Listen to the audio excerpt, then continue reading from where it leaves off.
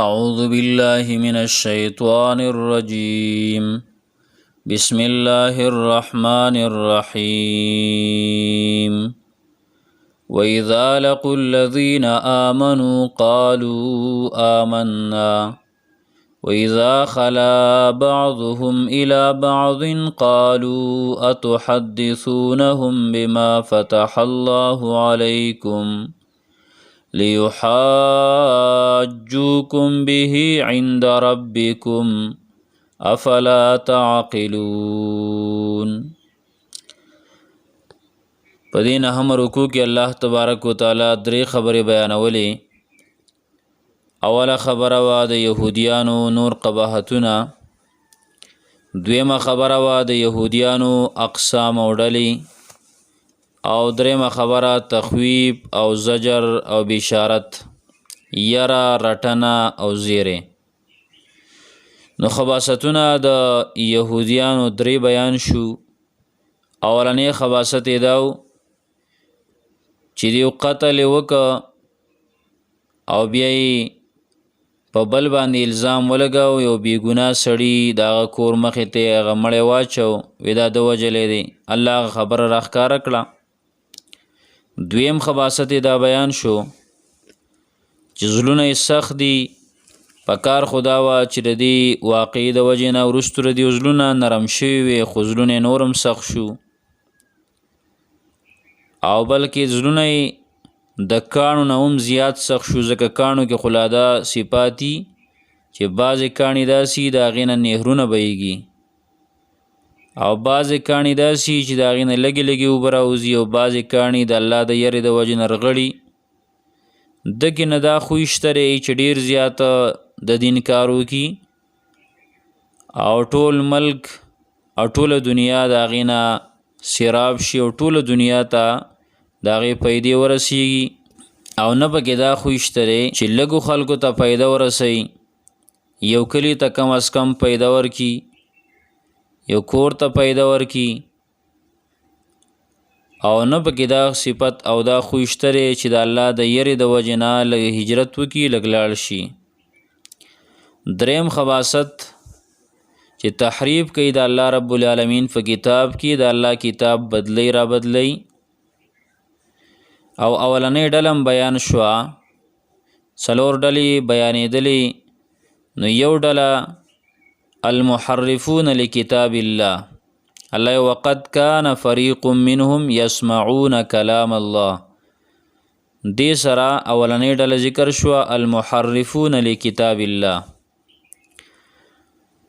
نو څلورم خباست ذکر کوي چې دا فسادیان دي، فساد کوي. او دویمه ډله الله رب العالمین بیانوي چې دا بعضې په دیو کې منافقان هم دي. نو دا دویمه ډله منافقان. یو ډله المحرفون لکتاب الله وقد کان فریق منهم سره بیان شوه. نو دا دویمه ډله واذا لقوا الذین آمنوا سره بیانوي چې دا مفسدان دي او منافقان دي، او خباست هم دی دیو چې دا فساد کوي. الله وی واذا او کله چې لقوا مخامخ شدیو الذین دا اغه خلق سره آمنو چې ایمان راوړی دی، قالو نو وای دیو آمنا چې مونږم ایمان راوړی دی. واذا او کله چې خلا ځان لشي بعضهم ځینې د دیونه الی بعض د ځینو نورو سره، قالو نو وای دا اتحدثونهم آیا تاسو خبروئ دا مسلمانان بما فاغت باندې فتح الله چې خودلی دی الله تعالی علیکم تاسو ته، لیحاجوکم نو انجام بیداشي چې جګړه به وکړي دیو تاسو سره، لیحاجوکم انجام بیداشي چې دیو به جګړه وکړي تاسو سره، به فاغی سره عند ربکم په دربار د رب ستاسو کې. افلا تعقلون آیا نو تاسو د عقل نه کار نه اخلئ؟ دی کې الله تبارک وتعالی د یو خباست ذکر کړ چې منافقان دی پکې او فسادیان دي او دا دویمه ډله شوه. الله رب العالمین فرمایي چې کله دا یهودیان دا منافقان د مؤمنانو سره میلاو شي نو مؤمنانو ته به وایي موږ هم ایمان راوړی دی زم مسلمان یم، خو کله چې بیا ځان لشي ځینې د دیو نه ځینو سره یعنې دا امیان لاړ شي د مولیانو خواله یا دا کشران لاړ شي د مشرانو خواله، نو دا مشران د کشرانو ته وایي یا دا مولیان د عوامو امیانو ته وایي چې تاسو مسلمانان خبروي په هغه څه چې الله تعالی تاسو ته ښودل دي.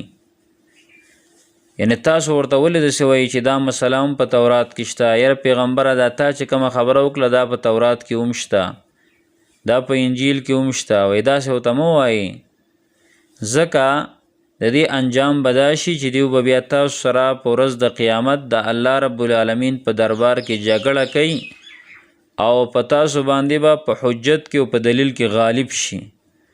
اول ته به وایي چې وګوره دیو هم یقین کړی او دیو هم دا خبره منله، دا خپوی و. دې ظالمانو دا سوچ نه کوه چې الله رب العالمین خو په هر څه باندې پوهېږي. نو الله تبارک وتعالی ورپسې آیات کې وایي اولا یعلمون آیا دیو نه پوهېږي ان الله چې یقینا الله تعالی یعلمو پوهېږي ما په هغه څه باندې یسرون چې دوی پټوي وما او په هغه څه باندې یعلنون چې دوی ښکاره کوي. دیو چې څه پټوي په هغې باندې الله خبردار دی او دیو چې څه ښکاره کوي نو په هغې الله رب العالمین خبردار دی. نو لہذا دیو چې خپلو کې کومې مشورې کوي نو الله تبارک وتعالی خو په دې پوهه دی، دیو دا سوچ نه کوي. بیا ورپسې آیات کې ومنهم امیون کې پنځم خواصت د دیو ذکر کوي چې هغه امیدونه دي چې دیو امیدونه کوي غلط امیدونه. او درېیمه ډله الله بیانوي المقلدون لآراء الیهود، د خپلو مشرانو او د خپلو یهودیانو د هغې په رایګانو پسې ورپسې دي، دلیل پسې نه ځي، د هغې په رایې پسې ورځي. نو الله رب العالمین فرمایي ومنهم او ځینې د دیونه امیون امیان دي لا یعلمون الکتاب چې نه پوهېږي په کتاب باندې الا امانیه مگر په دروغو ارزوګانو، نه پوهېږي په کتاب الا امانیه مگر د دروغو ارزوګانې، دروغو ارزوګانو باندې او باطلو خیالاتو غلطو خیالاتو باندې صرف هغې باندې پوهېږي. امانی د دروغو ارزو ته ویلی کېږي، د غلط خیالاتو ته ویلی کېږي، باطل خیالاتو ته ویلی کېږي چې کوم باطل خیالات دي او دغه شانته کې غلط خیالات دي او دروغ ارزوګانې اسې تمناګانې او نور عمل نه وي. وانهم الا یظنون او ندی دیو مگر ګمان کوي، وانهم او ندی دیو الا یظنون مگر ګمانیان دي، اسې ګمان باندې ځي او عمل نه کوي، اسې ګمانونه کوي. او بل معنا د دې امانیه علماو دام کړله چې ځینې د دیونه امیان دي لا یعلمون الکتاب چې نه پوهېږي په کتاب الا امانیه مگر تش په تلاوت، یعنی هغه اصل مقصود د قرآن کریم چې کوم دی نو په هغې نه ځان نه خبروي. ځکه وجه داره چې قرآن کریم خو راغلی د هدایت دپاره دی چې خلکو ته هدایت نصیب شي او په دې احکاماتو باندې عمل وشي. نو دی په هغې باندې ځان پویه کوي نه، نو چې ځان نه پویه کوي نو عمل به بیا په څه باندې وکړي تش په تلاوت. یا الا امانیه تش په تلاوت یا الا امانیه مگر د دروغو ارزوګانې. وانهم او ندی دیو الا یظنون مگر ګمان کوي. ترجمه دوباره وورئ. وَإِذَا او کله چې لقوا الذین مخامخ شدیو دا خلکو سره آمنو چې ایمان راوړلی قالو نو وایي دیو آمنا چې مونږ هم ایمان راوړی دی. وَإِذَا خلا او کله چې ځان لشي بعضهم ځینې د دیونه الی بعضین د ځینو سره قالو نوایدا اتحدثونهم آیا تاسو خبروي دا مسلمانان بما فاغت سباندی فتح الله چې خودلی دی الله تعالی علیکم تاسو ته لیحاجوکم انجام بیداشي چې جګړه وکړي دیو تاسو سره به پاغي سره عند ربکم په دربار درف تاسو کې افلا تعقلون آیا نو تاسو د عقل نه کار نه اخلئ اولا یعلمون آیا دیو نه پوهیږي ان الله چې یقینا الله تعالی یعلم پوهیږي ما یسرون پاغه څه باندې چې دوی پټئ وما یعلنون او پاغه څه باندې چې دوی ښکاره کوي ومنهم او ځینې د دیونه امیون امیان دي انپړ دي لا یعلمون الکتاب